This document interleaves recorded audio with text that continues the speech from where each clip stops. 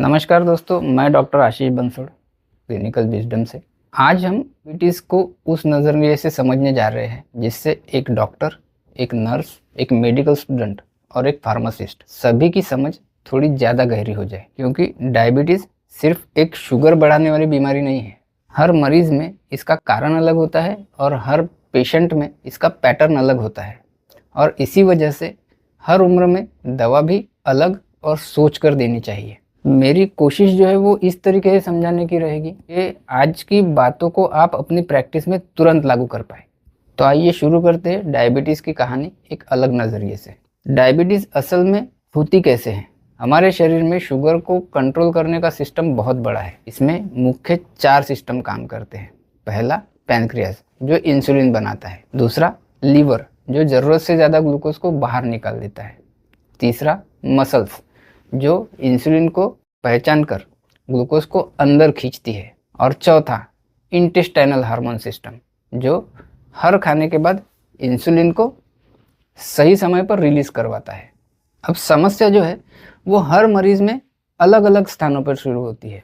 किसी में पैनक्रियास कमज़ोर होते हैं, तो किसी में लीवर ज़िद्दी होता है, किसी में मसल्स जो है वो इंसुलिन को पहचानने से मना कर देती है, और किसी में शरीर खुद ही अपने पैनक्रियास पर हमला कर देता है। यही कारण है कि एक ही दवाई सब पर लागू नहीं होती। उम्र बदलते ही बीमारी की जड़ और मेडिसिन बदल जाती है, और आज हम इसी जड़ को पकड़ने की कोशिश करने वाले हैं। पहले हम बात करेंगे किशोर और युवा, जिनकी एज जो है वो 15 से 25 के बीच में है। इस उम्र में डायबिटीज़ जो है वो 2 तरह की दिखती है। पहला एक टाइप 1 डायबिटीज़। ऐसे बच्चे या युवा अक्सर पतले होते हैं, बहुत थकान महसूस होती है, बहुत प्यास लगती है, बार बार पेशाब होती है, वजन तेज़ी से गिरते जाता है, और कई बार तो कीटोन्स भी बन जाते हैं। यहाँ जो है पैनक्रियास जो है इंसुलिन बनाना लगभग बंद कर देता है। इसीलिए कोई भी गोली, मेटफॉर्मिन हो, DPP-4 हो, कोई भी काम नहीं करती। और यही हम अक्सर गलती करते हैं, कोई भी टैबलेट शुरू कर देते हैं। लेकिन टाइप 1 में ये बिल्कुल गलत है। यहाँ एकमात्र उपचार है insulin. Basal plus bolus is the life saving treatment. उसी किशोरावस्था में एक दूसरे टाइप की है जिसको अपन टाइप 2 डायबिटीज़ बोलते हैं। ये डायबिटीज़ जो है युवा और मोटापा जिनमें रहता है, ऐसे वाले मरीज़, ये वे युवा है जो दिखने में स्वस्थ दिखते हैं, लेकिन रातें जागकर फिर मोबाइल, जंक फूड, कम व्यायाम, तनाव, इन सब की वजह से शरीर इंसुलिन को पहचानना बंद कर देता है, जिसे टेक्स्ट बुक में इंसुलिन रेजिस्टेंस भी लिखा जाता है। इन पेशेंट को आपने अक्सर कहते हुए सुना होगा कि डॉक्टर साहब मेरी खाना खाने के बाद की शुगर जो है वो बढ़ जाती है। ये इंसुलिन रेजिस्टेंस का साफ संकेत है।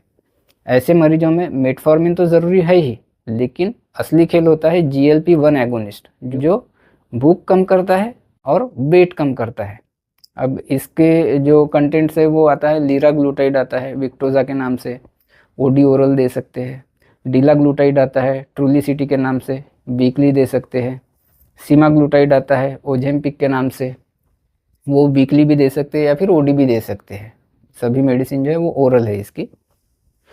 इनमें सबसे पावरफुल वेट लॉस और शुगर कंट्रोल जो है वो सीमाग्लूटाइड में देखा गया है।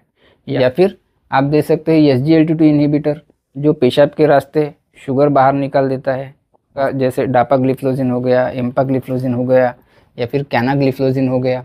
इसमें भी सबसे ज़्यादा यूज़ जो है वो डापाग्लिफ्लोजिन और एम्पाग्लिफ्लोजिन, इसका यूज़ जो है वो सबसे ज़्यादा किया जाता है।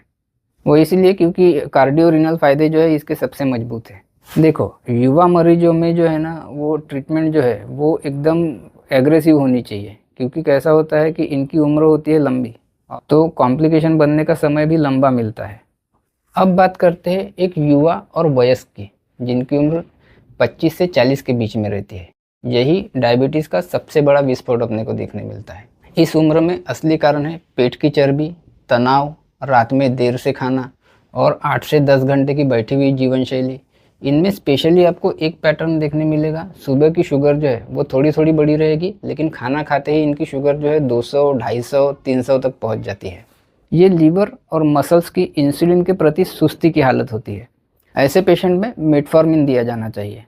लेकिन एक बात ध्यान में रखिए, कभी कभी जब आप मेटफॉर्मिन शुरू करते हैं तो पेशेंट में लूज मोशंस होते हैं, तो पेशेंट को बताइए कि ये कॉमन है, डरे नहीं, ये सेल्फ लिमिटिंग होता है। अपने आप बंद हो जाएगा।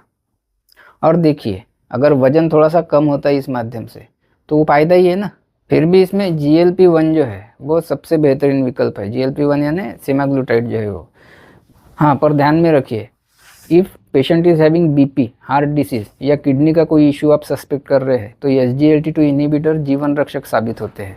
यही आपके डापाग्लिफ्लोजिन, एम्पाग्लिफ्लोजिन, कैनाग्लिफ्लोजिन। इसी उम्र में कॉम्प्लिकेशन साइलेंटली डेवलप होने शुरू हो जाते हैं। आँख, किडनी, नसें सब यहीं से शुरू होता है। इसीलिए डॉक्टर या फार्मासिस्ट को अभी सही इलाज पकड़ लेना चाहिए, बाद में पछताने से इलाज मुश्किल होगा। अब देखते हैं मध्यम आयु वाले लोग, जिनकी एज जो है वो 40 से 55 के आसपास रहती है। यहाँ कहानी बदलती है। यहाँ पैनक्रियाज में असली थकान देखने को मिलती है। मरीज़ कहते हैं, डॉक्टर साहब मैंने रात में खाना भी कम खाया, फिर भी शुगर जो है वो 150, 160, 200 के आसपास जा रही है। ये है डॉन फिनोमिनन। सुबह के समय कॉर्टिसोल और ग्रोथ हार्मोन जो है वो लीवर से ग्लूकोज रिलीज करवाते रहते हैं। अब यहाँ पर चॉइस ऑफ OHA जो है वो बिल्कुल साइंटिफिक तरीके से होना चाहिए। OHA मतलब अपने ओरल हाइपोग्लाइसेमिक एजेंट्स। अगर सुबह की शुगर ज़्यादा है तो SGLT2 इन्हिबिटर यूज़ करना, लाइक डापाग्लिफ्लोजिन, एम्पाग्लिफ्लोजिन।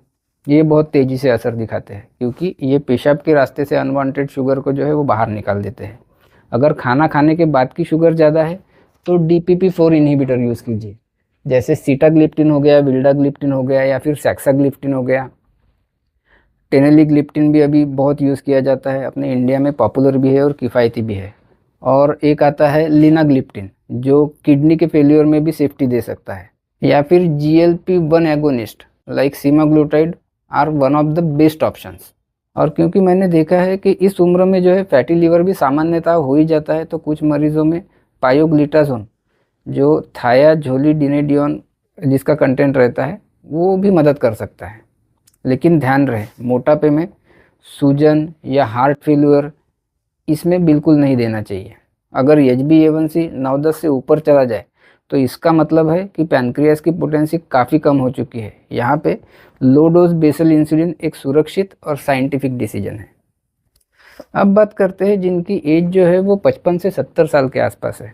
अब इलाज का उद्देश्य जो है ना इनका, वो थोड़ा सा बदल जाता है। यहाँ शुगर कम करना इलाज नहीं रहता, तो शुगर को सुरक्षित सीमा में रखना सबसे महत्वपूर्ण होता है, क्योंकि इनमें जो है हाइपोग्लाइसेमिया, लो शुगर अपन जिसको बोलते हैं, किसी भी कॉम्प्लिकेशन से ज़्यादा खतरनाक होता है। इसीलिए सल्फोनाइल यूरिया जो ग्लिमेप्राइड के नाम से आता है, अक्सर नुकसानदायक साबित हो सकता है, क्योंकि ग्लिमेप्राइड या सल्फोनाइल यूरिया ये एक इस तरीके का कंटेंट है जो लीवर को ज़बरदस्ती इंसुलिन का सिक्रीशन करने के लिए प्रोत्साहित करती है और इंसुलिन जैसा फटाफट शुगर लो करती है। क्योंकि ग्लिमेप्राइड और सल्फोनाइल यूरिया के जो ड्रग है ना, वो एकदम इंसुलिन के जैसा वर्क करते हैं। वो पैनक्रियास को ज़बरदस्ती से सिक्रीशन करवाते हैं इंसुलिन का और शुगर बहुत जल्दी डाउन करवा लेते हैं। इसलिए इन पेशेंट में ये देते टाइम बहुत ध्यान रखना पड़ता है।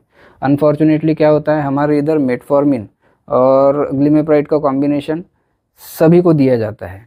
एनीवे, इस उम्र में सबसे सुरक्षित विकल्प जो रहते हैं वो रहते हैं DPP-4 इन्हिबिटर, जैसे आपका विल्डाग्लिप्टिन हो गया, सीटाग्लिप्टिन हो गया या टेनेलिग्लिप्टिन हो गया। क्योंकि ये इंसुलिन तभी रिलीज करवाते हैं जब शरीर में सच में इसकी ज़रूरत है। और अगर किडनी ठीक है तो SGLT2 इन्हिबिटर जो है वो हार्ट और किडनी को भी सुरक्षा देते हैं। और साथ में रात में हल्का बेसल इंसुलिन सुबह की शुगर को अच्छे तरीके से कंट्रोल करता है। एक बात ध्यान में रखिए कि जिस भी पेशेंट में आप मेटफॉर्मिन दे रहे हैं ना, तो एक बार देख लीजिए थोड़ा सा पेशेंट को कि पेशेंट कहीं लीवर फेलियर या हार्ट फेलियर या किडनी फेलियर में तो नहीं जा रहा है। या फिर आप अगर वैसा सस्पेक्ट करते हैं तो जो कि इस उम्र में कॉमनली देखा जाता है, तो उसको नहीं देना। अभी क्यों नहीं देना तो अपन उसमें कोई ज़्यादा डीप नहीं जाएंगे, बस इतना याद रखो कि नहीं देना। अब बात आती है 70 साल के ऊपर के जो बुज़ुर्ग हैं, उनमें जब डायबिटीज़ रहता है तो वो किस तरीके से ट्रीटमेंट किया जाए। देखिए, इस उम्र में बीमारी से ज़्यादा खतरा होता है गलत तरीके की दवाइयों से। यहाँ खाने का, अब इन पेशेंट में कैसा है कि खाने का पैटर्न जो है वो बिल्कुल अनियमित रहता है। पानी कम पीना, किडनी बॉर्डर लाइन पे रहती है और शरीर की शक्ति भी कम होती है। इसीलिए इस उम्र में सबसे सुरक्षित दवाइयाँ जो है वो DPP-4 इन्हिबिटर और बहुत कम मात्रा में बेसल इंसुलिन।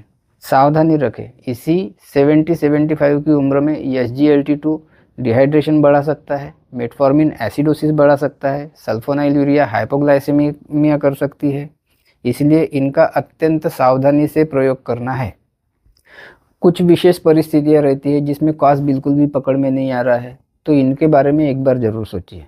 एक रहता है स्टीरॉयड इंड्यूस्ड डायबिटीज़, जो पेशेंट स्टीरॉयड पर है उनकी शुगर खास करके दोपहर के समय बहुत बढ़ती है।